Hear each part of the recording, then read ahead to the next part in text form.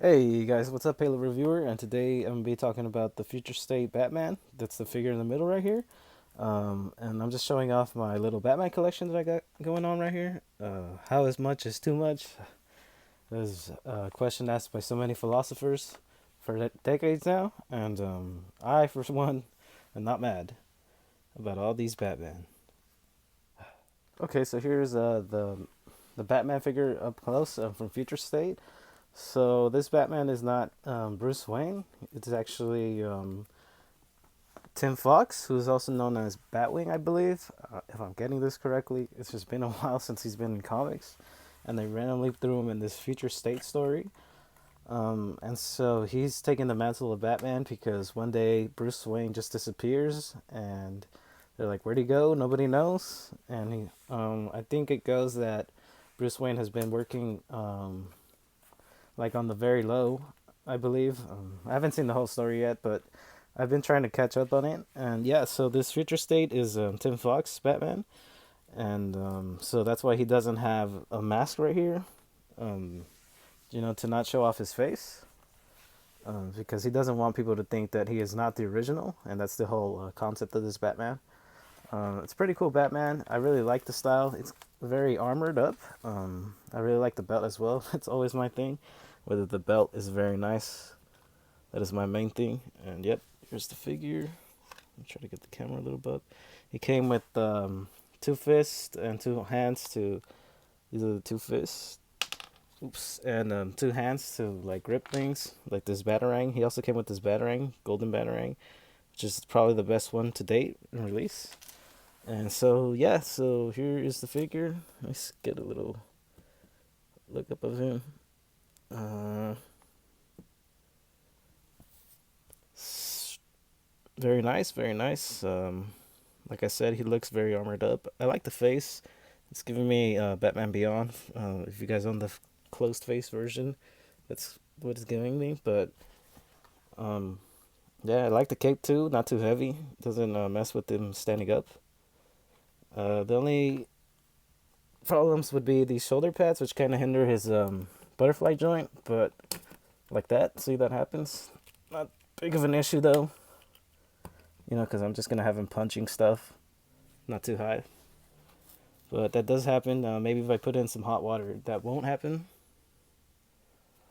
Mm. But yeah, this is the figure. I'm gonna do a comparison of my other favorite Batman figures right now that I actually like from the line. All right, so if I were to cut down my collection to only four, these would probably be the four figures that I would love to have as Batman. So I love this the design that McFarlane made. All right, so if I had to leave it down to only four Batman figures in my collection, these would probably be it. Along with this golden label hazmat suit, which is very nice. Those would be like my top five and four figures that I would keep. I just recently got this McFarlane Todd one, which is very very nice. Let's see if I can get into him without the camera falling. So I really like the belt on this guy. He has so many pouches on him, and he has knives. He also has like flashbangs or grenades on the side over here. Let me just show that off. Like that's so sick. He's got more pouches on his thigh right there. Like this Batman came to play. That's why I like him. And he's got like these gauntlets that are spiked up, and he comes with those two swords on the back that he's carrying around. This back actually reminds me of the Jason Todd Batman. Let me see if I can get it. Especially with the cape looking like that, it reminds me of the Jason Todd Batman. But just like that, not only that. Um, yeah, I like this figure a lot. It's very sick. I like the pointy ears Batman versus the short ears. Like right here, as you can see, the right one has short ears, and but I really like this Batman. This guy has been in my collection the longest. This is probably the first figures I ever owned from McFarlane. And he's been here ever since. He's been along the ride, and I haven't been like I always pick him up like every other week or every week just to play with him. Maybe put him on a motorcycle. But enough of that guy. And I just got this guy too. Oh man, very very sick. The goggles, the outfit is so sick.